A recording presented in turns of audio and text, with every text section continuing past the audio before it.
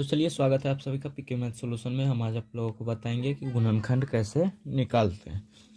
तो क्वेश्चन एक मैंने लिया है 2x² प्लस 7x प्लस 6। इसका हम लोगों का गुणनखंड करना है। तो सबसे पहला विधि बताएंगे हम आपको। सबसे पहला विधि से इसको हल करते हैं। तो पहला विधि है कि ये जो इसको पहले चेक कर लीजिए कि ये कोई फार्मूला पे आता है या फिर नहीं। तो पहले ये सब प्लस है तो ए प्लस बी का होल स्क्वायर पे चेक कर लीजिए कि ए स्क्वायर प्लस 2ab नहीं हो सकता है। ये ए स्क्वायर प्लस 2ab ये सब कोई भी फार्मूला पे नहीं बनेगा। तो इसका एक बनाने का तरीका होता है कि इस लास्ट वाले बिना अचर जो बिना चर वाला मान होता है उसको और चर वाले मान को दोनों को गुना करते हैं। इस दोनों को गुना करते हैं। तो चलिए इसको गुना करके देखते हैं। 2 गुने 6 तो ये आ गया 12। तो ये आ गया 12। तो हम 7 को किस प्रकार तोड़ेंगे कि जोड़ने पे 7 और गुना करने पे 12 है। तो 7 पूर्णा चाहिए, जोड़ने पे 7 और गुना करने पे 12 पूर्णा चाहिए। तो यहाँ 7 को 4 प्लस 3 बराबर 7।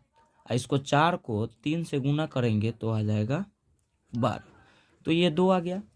4 प्लस 3 बराबर 7 और 4 गुने 3 बराबर 12। तो ये टूट गया। तो अब आगे देखिए, ये समझिए किस प्रकार से हम लिख रहे हैं। तो 2x² plus 4x plus 3x plus 6। इतना में आपको कोई चेंजिंग हुआ? जैसे देखिए कि यहाँ 2x² का 2x² लिखे हैं और प्लस है तो प्लस लिख दिए, अब plus 4x plus 3x 4 3 7x। तो इसको हम 7x कर लिए और प्लस 6 का 6। तो पहला विधि है कि आप इस दोनों में से क्या कॉमन मिलता है ये कॉमन आप ले लीजिए। तो यहाँ 2 है तो इसमें भी 2 से भाग लग जाएगा। तो सबसे पहला हो गया कि 2 से भाग लग जाएगा तो 2 कॉमन हो जाएगा। यहाँ भी x है और यहाँ x² है तो यहाँ x कॉमन ले लीजिए, x कॉमन ले लीजिए। तो 2x कॉमन ले लीजिए। तो 2x कॉमन ले लिए तो अब कोष्ठ के अंदर क्या बचेगा? तो अब देखिए कि यहाँ से 2 बाहर आ गया, एक x बाहर आ गया तो बच गया x। तो x अब प्लस ये x बाहर आ गया तो यहाँ का x तो चला गया बाहर। अब 2 दूनी 4 तो यहाँ बच गया 2।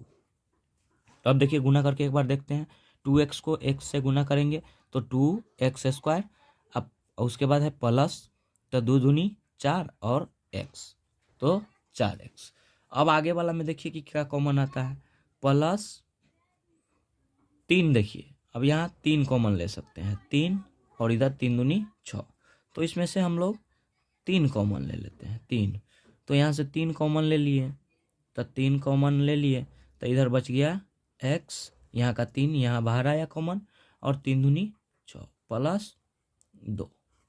इस प्रकार से कॉमन ले लिए। तो अब आगे चलिए देखते हैं कि इस दोनों में कॉमन कौन है। अब इस दोनों में x प्लस 2 और x प्लस 2 दोनों में कॉमन हो गया।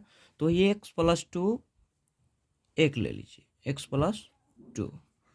अब देखिए कि इस दोनों को एक साथ लिखिए, 2x प्लस 3। ये हो गया हम लोगों का हल। इतना ही आंसर होगा। तो चलिए अब दूसरा विधि से देखते हैं। तब दूसरा विधि है सेकेंड विधि से कि जितना था 2x² प्लस 7x प्लस 6 है, ये 7x प्लस 6 है। तो इसको हम लोगों को ये सेकेंड स्टेप लिख लेना है। ये वाला जो सेकेंड स्टेप है हम लोगों को वो लिख लेना है। तो ये 2x² और प्लस 4x प्लस 3x, ये मैंने आपको यहाँ समझा दिया है पहले ही, इसलिए दोबारा मैं नहीं बता रहा हूँ। तो प्लस 6 इतना लिख लीजिए।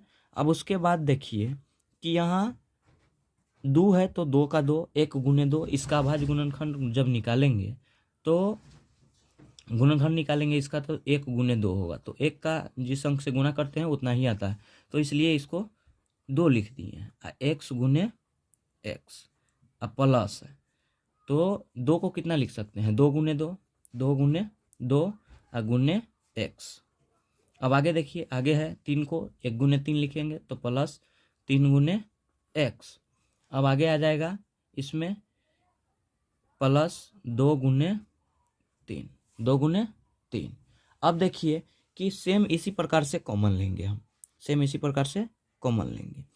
तो इस दोनों में देखिए कि ये 1 2 यहाँ मिल रहा है और 1 2 यहाँ मिल रहा है, तो 1 2 कॉमन ले लीजिए, 1 2 कॉमन ले लिए। अब यहाँ एगो एक्स यहाँ भी है और एक एक्स यहाँ भी है, तो एक एक्स कॉमन ले लीजिए, तो एक एक्स कॉमन ले लिए। अब देखिए कि कोष्ठ के अंदर क्या बचा, कोष्ठ के अंदर बचा एक्स, इधर में एक्स बचा, अब प्लस है तो प्लस, और इधर में क्या 2 बाहर ले लिए हैं, एक्स भी बाहर ले लिए हैं, अब बच गया 2, तो इसको 2 लिख देंगे। अब आगे है प्लस, अब इस दोनों में 3 मिल रहा है, ये दोनों में 3 मिल रहा है, तो 3 ले लीजिए कॉमन। अब बच गया क्या, एक्स बच गया और इधर 2 बच गया, तो एक्स प्लस 2। अब आगे चलिए, आगे इस 2x प्लस 3 को लिख लीजिए, 2x प्लस 3, ये एक साथ लिख लीजिए, और ये दोनों में कॉमन है x plus 2, x plus 2, x plus 2।